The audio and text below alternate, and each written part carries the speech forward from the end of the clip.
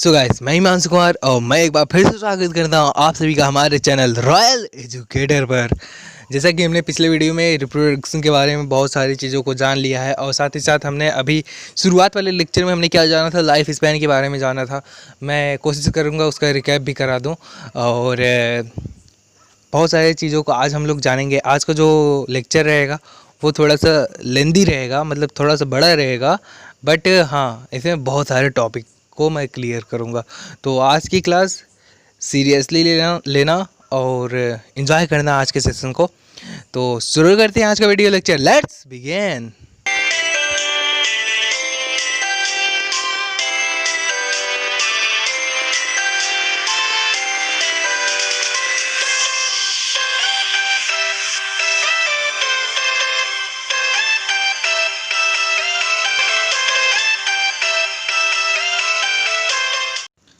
सो प्यारे बच्चों, चलो एक बार हम लोग रिकैपिंग कर लेते हैं।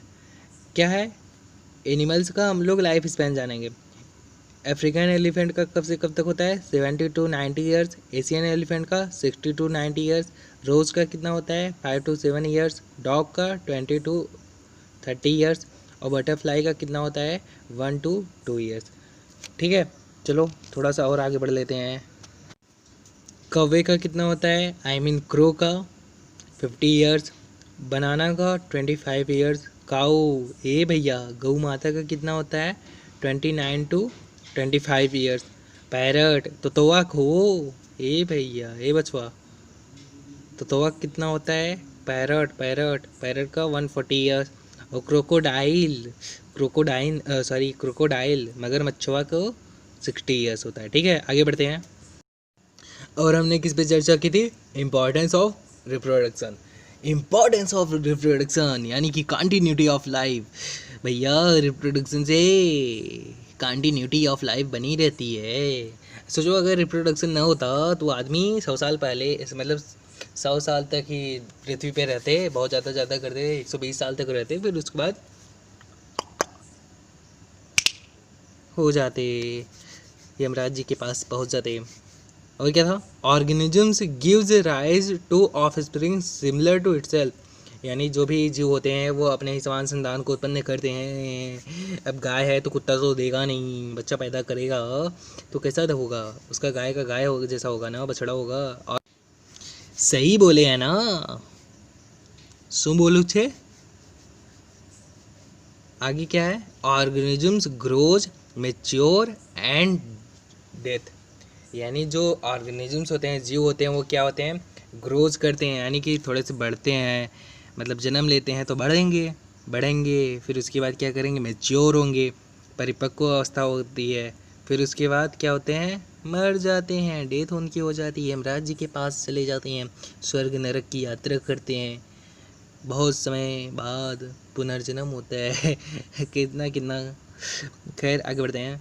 Large diversity in biological word, यानी कि क्या है कि large diversity in biological word, बहुत बड़ी विभिन्नता आती है किससे, रिप्रोडक्शन से। रिप्रोडक्शन से हमारे संसार में बहुत बहुत बड़ी विभिन्नता आती है। वो कैसी आती है, आप सभी को पता होगा कि अगर को एक पीढ़ी दूसरी पीढ़ी में बहुत अंतर रहता है, ऐसे ही विभिन्नता आती है। ठीक है, सो गाइस चलिए अब हम लोग आज वाले टॉपिक के ऊपर चर्चा करते हैं। आज का टॉपिक क्या रहेगा, चलो आइए देखते हैं। सो गाइस बेसिकली आज हम लोग बात करने वाले हैं टाइप्स ऑफ असेक्सुअल रिप्रोडक्शन के ऊपर। ठीक है, आज हम लोग बात करने वाले हैं असेक्सुअल रिप्रोडक्शन के प्रकार के बारे में। कितने प्रकार के होते हैं आखिरकार ये असेक्सुअल रिप्रोडक्शन। असेक्सुअल रिप्रोडक्शन को हम लोग हिंदी में बोलते हैं अलैंगिक जनन। ठीक है, सबसे पहले रिप्रोडक्शन को एक बार फिर से आप सभी को रिकैप करवा देते हैं। रिप्रोडक्शन क्या होता है, रिप्रोडक्शन हिंदी में थोड़ा सा आप सभी को बताते हैं। रिप्रोडक्शन एक ऐसी प्रक्रिया है, ठीक है, जनन एक ऐसी प्रक्रिया है जिसमें से जीव अपने ही समान संतानों को उत्पन्न करता है। ठीक है, जनन क्या है, जनन एक ऐसी प्रक्रिया है जिसमें जीव अपने ही समान संतानों को उत्पन्न करता है, उसको हम लोग जनन कहते हैं। यह दो तरीके का होता है, एक होता है लैंगिक जनन सेक्सुअल रिप्रोडक्शन, और दूसरा होता है अलैंगिक जनन जिसको हम लोग कहते हैं असेक्सुअल रिप्रोडक्शन। असेक्सुअल रिप्रोडक्शन में केवल और केवल एक ही पेरेंट्स से पूरे मतलब कि संतान की उत्पत्ति हो जाती है, उसको हम लोग असेक्सुअल रिप्रोडक्शन कहते हैं।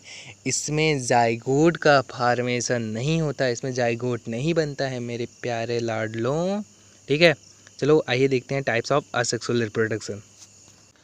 बेसिकली जो टाइप्स ऑफ असेक्सुअल रिप्रोडक्शन है वो कई तरीके का होता है, जैसे फिजन हो गया, फ्रेगमेंटेशन हो गया, बडिंग हो गया, रीजेनरेशन हो गया, बाय स्पोर्स हो गए, और वेजिटेटिव रिप्रोडक्शन हो गया। ठीक है, तो बेसिकली हम लोग एक एक करके सभी के बारे में हम लोग जानेंगे। ठीक है, तो चलो एक बार हम लोग टाइप्स ऑफ असेक्सुअल रिप्रोडक्शन के बारे में जानने वाले हैं। तो आखिर फिजन मतलब क्या होता है? फिजन क्या होता है? फिजन की हिंदी क्या होती है? फिजन को हम लोग हिंदी में कहते हैं विखंडन। ठीक है, और यह दो तरीके का होता है। कौन कौन सा होता है पता है? पहला होता है बाइनरी फिजन और दूसरा होता है मल्टीपल फिजन। मल्टीपल फिजन मतलब उसकी हिंदी क्या होती है? बहुविखंडन, और बाइनरी फिजन का होता है द्विखंडन। ठीक है, तो हम लोग एक एक करके सभी के बारे में हम लोग चर्चा करेंगे। ठीक है, तो एक बार फिर से आप सभी को बता दें कि फिजन की हिंदी क्या होती है? विखंडन होती है। और फ्रेगमेंटेशन भी एक तरीके का असेक्सुअल रिप्रोडक्शन होता है जिसको हम लोग हिंदी में कहते हैं खंडन। ठीक है, फ्रेगमेंटेशन को हम लोग कहते हैं हिंदी में खंडन कहते हैं। और क्या होता है? बडिंग। बडिंग भी असेक्सुअल रिप्रोडक्शन की कैटेगरी में आता है, जिसको हम लोग हिंदी में कहते हैं मुकुलन। मुकुलन क्या क्या होता है, कैसे होता है, इसके बारे में हम लोग बहुत डीपली चर्चा करेंगे। ठीक है, और क्या है? रीजनरेशन। रीजनरेशन की हिंदी होती है पुनरुद्भवन। और बायोस्पोर्स। बायोस्पोर्स मतलब जो बीज की जो द्वारा होता है। ठीक है, जैसे यह कोनोडिया में पाया जाता है, सैक्रोमाइसीज में पाया जाता है, क्लेमाइडोमोनास में पाया जाता है। बायोस्पोर्स से ही क्या होता है? जनन होता है। ठीक है, और आगे क्या है? Vegetative propagation. वेजिटेटिव प्रोपागेशन को हम लोग क्या कहते हैं? Sorry, vegetative reproduction. प्रोपागेशन का मतलब होता है छोड़ो हटाओ, प्रोपागेशन के बारे में हम लोग अच्छे से चर्चा करेंगे लेकिन बाद में करेंगे। फिलहाल वेजिटेटिव रिप्रोडक्शन होता है। वेजिटेटिव रिप्रोडक्शन का हिंदी क्या होता है? कायिक प्रजनन या प्रवर्धन होता है। ठीक है, तो बेसिकली हम लोग इन सारे टॉपिक के ऊपर चर्चा करने वाले हैं। तो शुरू करें। सबसे पहले हम लोग बात करने वाले किसके ऊपर? फिजन के ऊपर हम लोग बात करेंगे। My dear student, now we are going to discussion about the fission. अब हम लोग बात करने वाले हैं फिजन के ऊपर। फिजन को हम लोग हिंदी में क्या कहते हैं? विखंडन कहते हैं। बेसिकली इसमें क्या होता है, जैसे मान लो एक जीव होता है। ठीक है, एक कोई मतलब एक पर्टिकुलर हम लोग ऑर्गेनिजम्स ले लेते हैं, एक विशेष जीव ले लेते हैं। ठीक है, वो बेसिकली कैसा होगा? एक कोशिका होगा। ठीक है, अब एक कोशिका में बेसिकली क्या होगा पता है?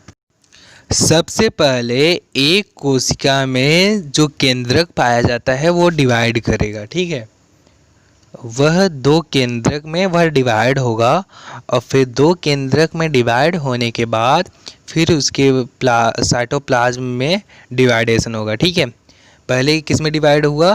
पहले किस में डिवाइडेशन हुआ? पहले किस में बटा बच्चों?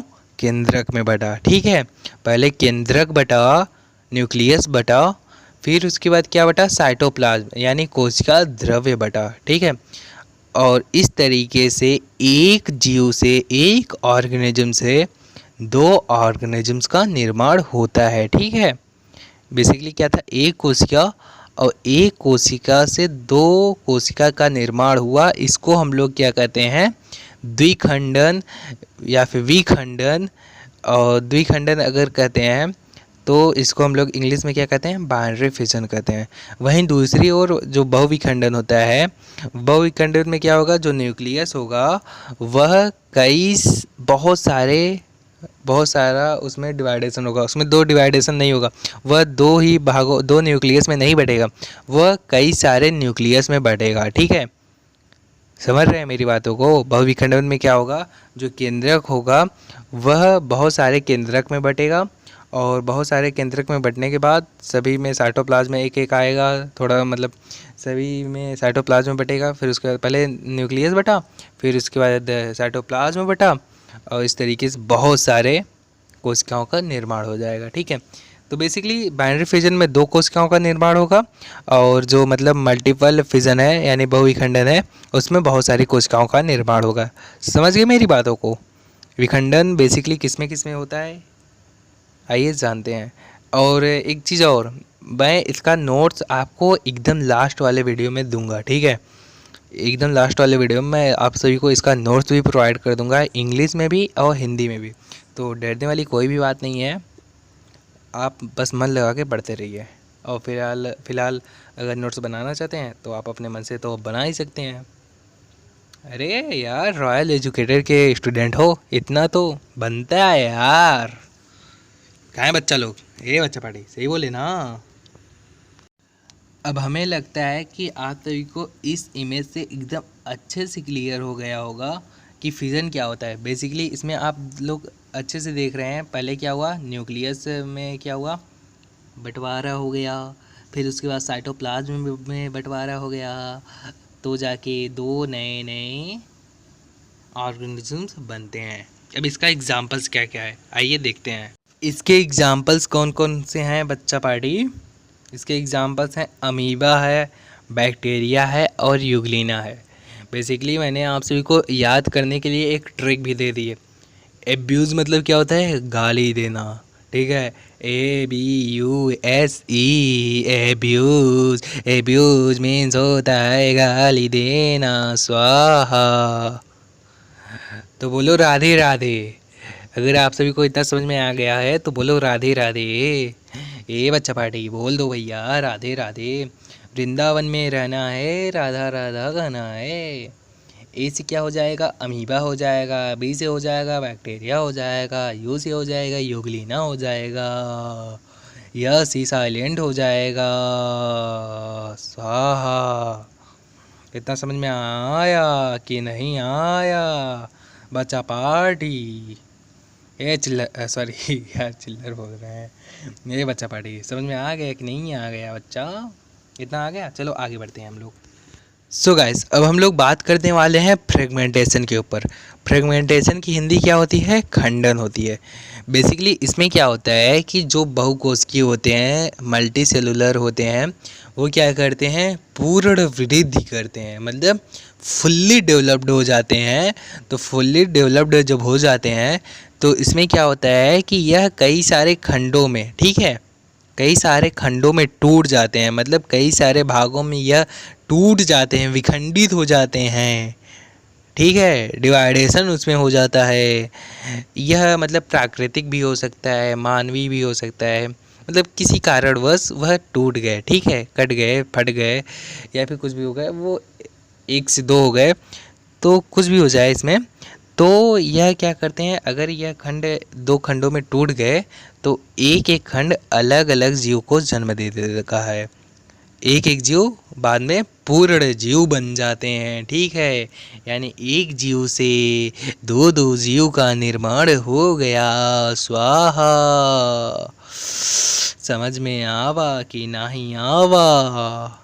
अगर आवा तो बोल राधे राधे, अगर नहीं आवा तो फिर से एक बार समझा दे रहे हैं, स्वाहा। इसमें क्या होता है सुन लो कान लगा के। बेसिकली इसमें क्या होता है गाइस, इसमें क्या होता है, एक बहु मल्टी सेलुलर मतलब ऑर्गेनिजम्स होते हैं, जिसमें क्या होता है, डिवाइडेशन होता है, और डिवाइडेशन होने के बाद एक एक डिवाइडेशन अलग अलग मतलब जीव को जन्म देता है। ठीक है, दैट्स इट्स ऑल। अब ज़रा सा हम लोग इसके एग्जाम्पल्स को देख लेते हैं। ठीक है, देख लीजिए ये क्या है, सोचो। यह हाइड्रा है, ठीक है, जो इमेज दिख रही है वो किसकी है, हाइड्रा की है। तो हाइड्रा देख रहे हैं ना, अब ये जो बढ़ गया बहुत ज़्यादा, ये मान लो किसी कारणवश से टूट जाएगा, कट जाएगा, इससे अलग हो जाएगा। तो अलग होने के बाद फिर से यह उसी की भांति एक नया जीव उत्पन्न कर लेगा, उसी की भांति एक दूसरा बन जाएगा। ठीक है, तो ऐसा लग रहा है जैसे रक्तबीज। एक पहले हम लोग एक वो देखते थे, शो आता था दुर्गा माता का, तो उसमें क्या होता था, एक दैत्य था, राक्षस था। तो वह बेसिकली उसमें क्या होता था, जब भी मतलब देवता उसको मारते थे तो उसका रक्त जब मतलब कि जो खून था वो अगर धरती पे गिरता था तो उससे एक नया जीव बन जाता था।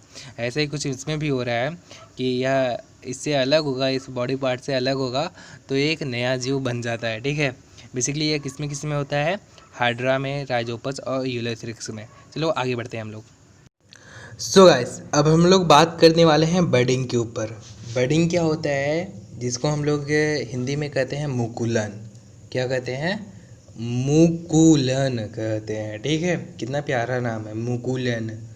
ये मुकुलन है, ये शुक्ला मुकुलन कहते हैं। ठीक है, तो इस प्रक्रिया में क्या होता है कि जो मतलब मदर सेल होती हैं उसमें क्या होता है, एक उभार आता है। ठीक है, और इस उभार को हम लोग क्या कहते हैं, बड कहते हैं, मुकुल कहते हैं हिंदी में। ठीक है, और यह जो मुकुल बना है, बड बना है, वो धीरे धीरे बड़ा हो जाता है और इतना बड़ा हो जाता है, एक समय ऐसा आता है जब यह मदर सेल से अलग हो जाती है और अलग होने के बाद एक नया सेल बना लेती है।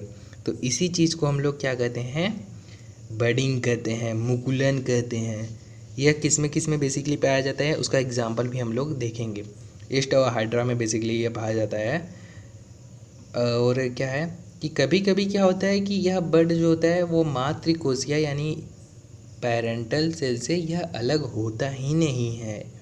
ठीक है, तो ऐसा जो सिचुएशन होता है उसमें बहुत सारा बड एक ही बहुत सारे बड बन जाते हैं। ठीक है, बस इतना ही जानो, मुकुलनों की यानी कलिकाओं की एक पूरी श्रृंखला ही बन जाती है, बहुत सारे बड बन जाते हैं। बच्चा पार्टी समझ में आ रहा है हमारी बतिया कि नहीं, बस इतना ही आप लोग जानो। बडिंग का मतलब सबसे पहले बात यही होती है कि एक मतलब पेरेंटल सेल रहेगी जो कि मतलब उसमें कुछ उभार आएंगे। ठीक है, और जो कि जिसको हम लोग बड कहते हैं, और यही बड मतलब आगे चल के ग्रोथ करेगा और मतलब कि पेरेंटल सेल से अलग हो जाएगा और अलग होने के बाद एक नया सेल बनाएगा। ठीक है, दैट्स इट सॉल्व। और इसका एग्जांपल्स कौन कौन से हैं, ईस्ट और हाइड्रा हैं। चलो आइए इसके एग्जांपल देख लेते हैं। बेसिकली आपको इस इमेज से बडिंग अच्छे से क्लियर हो गया होगा। इसमें क्या है, पेरेंट ईस्ट सेल है। ठीक है, इसमें क्या है, न्यूक्लियस पाया जाता है और बाद में क्या हुआ कि इसमें एक बड निकला। ठीक है, एक उभार आया। ठीक है, और इसमें जो न्यूक्लियस है उसमें माइटोसिस हुआ और माइटोसिस होने के बाद यह दो न्यूक्लियस में डिवाइड हो गया। एक न्यूक्लियस किस में गया, बड में गया, और एक न्यूक्लियस इसके पास ही था। ठीक है, और बाद में यह ओरिजिनल सेल सॉरी मैंने क्या बोल दिया, बड जो है वो सेपरेट हो गया। किससे सेपरेट हो गया, ओरिजिनल सेल यानी पेरेंटल सेल से ये क्या हो गया, अलग हो गया। और अलग होने के बाद एक डॉटर सेल बना लिया। ठीक है, पुत्री कोशिका जिसको हम लोग हिंदी में कहते हैं। समझ में आ रहा है। और इसके एग्जांपल्स कौन कौन से हैं, ईस्ट और हाइड्रा। ईस्ट और हाइड्रा बडिंग के एक बहुत ही अच्छे और ख़ास एग्जांपल्स हैं my dear student. So guys, चलिए अब हम लोग आगे बढ़ते हैं। अब हम लोग बात करने वाले हैं बाई स्पोर। बेसिकली इसमें क्या होता है गाइस, जो मतलब कि यूनिसेलुलर प्लांट होते हैं उसमें क्या होता है, बहुविखंडन होता है, मल्टीपल फिजन होता है। मल्टीपल फिजन होने के बाद ये जो स्पोर यानी चल बीजाणु बनाते हैं, और यह चल बीजाणु क्या कहते हैं, एक सामान्य पादप, एक सामान्य प्लांट की तरह अपना जीवन व्यतीत करते हैं। ठीक है, तो यह मतलब बीजाणुओं के द्वारा इस तरीके का जनन हो गया। तो इसका बेस्ट एग्जांपल्स क्या होता है पता है, क्लेमाइडोमोनास। क्लेमाइडोमोनास में क्या होता है, स्पोर्स यानी स्पोर्स बनते हैं। ठीक है, चल बीजाणु किस में बनते हैं, जो स्पोर किस में बनते हैं, बेसिकली किस में बनते हैं गाइस, क्लेमाइडोमोनास में बनते हैं। ठीक है, आइए देख लेते हैं अब इसके एग्जांपल्स कौन कौन से हैं। क्लेमाइडोमोनास हो गया, ईस्ट में हो गया। ठीक है, इसमें स्पोर्स बनते हैं। ठीक है, यह जो इमेज आपको दिख रही है वो बेसिकली एक फंगस की है, जिसमें क्या हो रहा है मेरे प्यारे बच्चा लोग, स्पोरेंजियम है, स्पोरेंजियम में स्पोर्स बनते हैं और ये स्पोर्स से क्या करेंगे, अब उड़ जाएंगे। यह स्पोर्स चल भी झाड़ू हैं जो स्पोर हैं, ठीक है। तो ये लोग अलग हो जाएंगे अपने मदर प्लांट से अलग हो जाएंगे और फिर उसके मदर प्लांट से अलग होने के बाद एक नया प्लांट बनाएंगे। That's its all my dear student. हो समझ में आया कि नहीं आया? आइए आगे बढ़। सो गाइस, अब हम लोग जानेंगे वेजिटेटिव रिप्रोडक्शन के बारे में। तो वेजिटेटिव रिप्रोडक्शन के बारे में जानने के लिए इस वीडियो को अंत तक ज़रूर देखें बच्चा पार्टी। और वेजिटेटिव रिप्रोडक्शन को हम लोग हिंदी में क्या कहते हैं, कायिक प्रजनन या प्रवर्धन कहते हैं, ठीक है। वेजिटेटिव रिप्रोडक्शन का मतलब यही होता है। यह दो तरीके के होते हैं, कौन कौन से? प्राकृतिक कायिक प्रवर्धन, नेचुरल वेजिटेटिव रिप्रोडक्शन, और दूसरा क्या होता है, आर्टिफिशियल वेजिटेटिव रिप्रोडक्शन, जिसको हम लोग हिंदी में कृत्रिम कायिक प्रवर्धन कहते हैं। That's its all my dear student. अब हम लोग सबसे पहले बात करने वाले हैं किसके ऊपर, नेचुरल वेजिटेटिव रिप्रोडक्शन के ऊपर हम लोग बात करेंगे, ठीक है। ये बच्चा पार्टी किस पे हम लोग बात करने वाले हैं, नेचुरल वेजिटेटिव रिप्रोडक्शन के ऊपर। बेसिकली नेचुरल वेजिटेटिव रिप्रोडक्शन को हम लोग 3 पार्ट में पढ़ेंगे। कौन कौन से? बाय रूट्स पहला है, यानी जड़ों द्वारा, बाय लीव्स यानी पत्तियों द्वारा, और लास्ट वाला कौन सा है, बाय स्टेम्स यानी तनों द्वारा, ठीक है। प्राकृतिक कायिक प्रवर्धन 3 तरीके का होता है, जड़ों द्वारा, पत्तियों द्वारा, तनों द्वारा। स्वाहा, ठीक है। समझ में आवा कि नहीं आवा? अगर आवा तो ताली बजावा, नहीं आवा तो गावा, गाना गावा। समझ में आवा? अगर समझ में आया तो बोलो राधे राधे। अब हम लोग बात करने वाले हैं वेजिटेटिव रिप्रोडक्शन के दूसरे टाइप्स के ऊपर। वेजिटेटिव रिप्रोडक्शन का दूसरा टाइप्स क्या है, आर्टिफिशियल वेजिटेटिव रिप्रोडक्शन, ठीक है। आर्टिफिशियल वेजिटेटिव रिप्रोडक्शन क्या होता है, इसके बारे में हम लोग बात करेंगे। ये बेसिकली कितने प्रकार का होगा, थोड़ा सा मैं आपसे को बता देता हूँ, फिर उसके बाद मैं लेक्चर को ख़त्म कर दूँगा यहीं पे। फिर कल हम लोग वेजिटेटिव रिप्रोडक्शन के जो मतलब दोनों टाइप्स हैं उसके बारे में हम लोग चर्चा करेंगे, ठीक है। चलो आइए हम लोग जान लेते हैं आर्टिफिशियल वेजिटेटिव रिप्रोडक्शन कितने तरीके का होता है। बेसिकली यह मनुष्यों द्वारा किया जाता है। यह 3 तरीके का होता है, बाय कटिंग, बाय लेयरिंग और बाय ग्राफ्टिंग। इसकी जो हिंदी होती है, बाय कटिंग का मतलब होता है कलम लगाना, बाय लेयरिंग का मतलब होता है दाब लगाना, और बाय ग्राफ्टिंग का मतलब होता है पैबंद लगाना। कितनी अजीब हिंदी है ना, पैबंद लगाना या फिर रोपड़ करना, ठीक है। चलो एक बार हम लोग रिकैप कर लेते हैं सभी को। सो गाइस, सबसे पहले हमने बात की टाइप्स ऑफ असेक्सुअल रिप्रोडक्शन, यानी कि असेक्सुअल रिप्रोडक्शन के प्रकार, अलैंगिक जनन के प्रकार कौन कौन से हैं। फिजन हो गया, फ्रेगमेंटेशन हो गया, बडिंग हो गया, रीजनरेशन हो गया, और बायोस्पोर्स हो गया, वेजिटेटिव रिप्रोडक्शन हो गया, ठीक है। तो हमने इन सभी पे बात करनी है, ठीक है। चलो आगे बढ़ते हैं। और क्या था, आगे हमने बात की थी फिजन के ऊपर। फिजन के कौन कौन से एग्जांपल्स थे, अमीबा था, बैक्टीरिया था, यूग्लिना था, ठीक है। ये सब फिजन के एग्जांपल्स थे। आगे क्या है, बडिंग है, जिसका एग्जांपल्स क्या क्या है, ईस्ट और हाइड्रा। और इतना पढ़ाने के बाद अगर आप लोगों ने कम नंबर लाए ना तो मन ने आपको गोली मार देनी है। समझ में आया? आउछे ये बच्चा पार्टी। आगे क्या है, बाई स्पोर्स, और इसका एग्जांपल्स क्या क्या है, क्लेमाइडोमोनास है और ईस्ट है, ठीक है। आगे हमने बात की वेजिटेटिव रिप्रोडक्शन के ऊपर, जो कि पहला टाइप्स होता है उसका नेचुरल वेजिटेटिव रिप्रोडक्शन। कौन कौन सा होता है, by roots, by leaves, by stem, स्वाहा। आगे हम लोग बात किस पे किए थे, आर्टिफिशियल वेजिटेटिव रिप्रोडक्शन।